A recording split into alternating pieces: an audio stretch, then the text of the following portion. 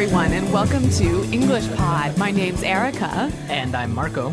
So, Marco, how are you doing today? I'm doing great, and I'm really looking forward to our lesson because we're going to the eye doctor today. Okay, so we've got an elementary lesson about going to the eye doctor. Yes. Well, let's get started then with our vocabulary preview.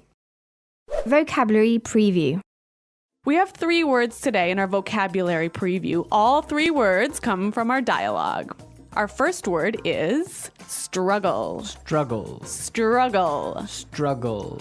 So, Marco, when I struggle to do something, what does that mean? It means it's difficult. It means that you have a hard time, so you can't really do it very quickly. So you have to try really hard. You have to try really hard. Yeah, to do something that's difficult. Yes. Okay, our next word is Blurry. blurry. Blurry. Blurry. B-L-U-R-R-Y. Blurry. Whenever something is blurry, you can't really see it well. It's not clear. Right. That's right. Everything will be blurry. Mm-hmm. Okay, and our final word is Prescription. prescription. Prescription. Often when you go to the doctor and you need some medicine, he writes out a prescription. Right. A little paper that says all the medicine that you need, and then you can go to the drugstore and buy it. Exactly. Mm-hmm. Okay, so those 3 words you'll hear in today's dialogue, and I think it's time we listen to the dialogue.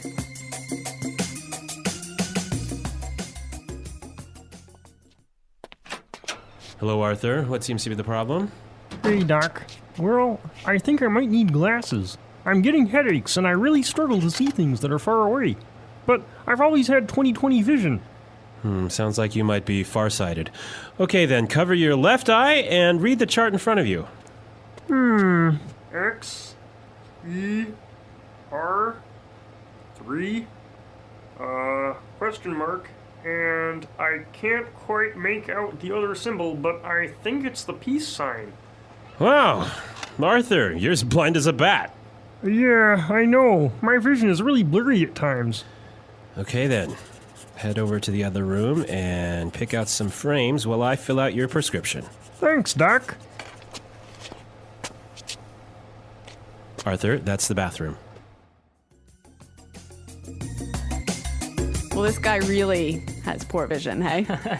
Well, actually, you know what? I've walked into the bathroom, the men's bathroom, actually, instead of the women's bathroom, and that's not because I wasn't wearing my glasses. It's because you weren't paying attention. That's true.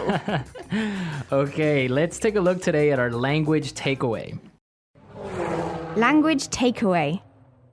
The first word on our language takeaway for today is 20/20 vision. 20/20 vision. 20/20 vision. If I have 20/20 vision, It means that you have perfect vision. which I do not have. No, me neither. So I usually wear glasses as well. Yeah. But yeah, people that have 20/20 vision don't need glasses. They can see clearly And perfectly. and perfectly. Yeah. Next word is far-sighted. Farsighted. Far-sighted. Farsighted. So if I'm far-sighted, I can't see very well, right? So if you're farsighted, you can see things that are near. So you can see things that are far away, Right. but things that are close are blurry. Okay. And the opposite would be, Nearsighted. and which is, You can see things that are close well. but not far. Yeah. Okay. Farsighted and nearsighted. Okay, so our next word is make out. Make out. Make out. Make out. Make out. That's kind of a funny little phrase. And let's listen to a few examples of this phrase so we can understand how it's used. Example 1. I can't make out what this says. The writing is too small. Example 2. If you look carefully, you can almost make out a few of the stars in the sky. Example 3. Can you see what's written on the sign there? No, I can't quite make it out. Okay, so basically make out is to see clearly. Exactly. Make out. To see. Okay, and our last word for language takeaway today is blind as a bat. Blind as a bat. Blind as a bat. So this is a really funny sounding expression, one of these weird English idioms. Yeah, it's a really common expression that just means that you can't see, Exactly. So it's not like you actually are blind, right? but you just really can't see very well. Okay. All right, we saw 4 great words today in our language takeaway. Now I think we can listen to our dialogue another time. But this time, it's going to be slower so we can pick up all these great words that we just talked about. Hello, Arthur. What seems to be the problem? Hey, Doc. Well, I think I might need glasses. I'm getting headaches, and I really struggle to see things that are far away. But I've always had 20/20 vision. Sounds like you may be farsighted. Okay, then. Cover your left eye and read the chart in front of you. X, E, R, 3, question mark, and I can't quite make out the other symbol, but I think it's a peace sign. Wow. Arthur, you're as blind as a bat. Yeah, I know. My vision is really blurry at times. Okay, then.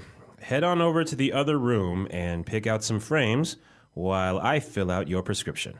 Thanks, Doc. Arthur, that's the bathroom. All right, great stuff on our dialogue. And with this, we can start now with putting it together. Putting it together. So we saw a couple useful phrases in this dialogue, and I think we can show you how to use these phrases in a few different ways. Right. The first one that we have today is what seems to be. So we heard in the dialogue, the doctor said, What seems to be the problem? we can use this same expression in a number of different ways. Let's listen. Example 1. What seems to be the problem? Example 2. What seems to be the matter? Example 3. What seems to be the trouble? Okay, so with these examples, we can see how we can use the phrase what seems to be in many different ways. Yeah, it's a great way of asking, what's the problem? So now let's take a look at another phrase. We heard in the dialogue, the doctor said, head on over to the other room. Right. And with this phrase, head on, we can combine it with other prepositions to indicate another place. Exactly. Let's hear 3 examples. Example 1. Head on in. Example 2. Head on out. Example 3. Head on up. Okay, so for example, we can say, head on into the house, it's gonna rain soon. Or we can say, hey guys, let's head on out to the park. Or I can also say, head on up to my room, I'll be there in a second. Great. Those are some cool phrases. Right, and they're real useful. So why don't we listen to our dialogue and maybe we'll hear them again.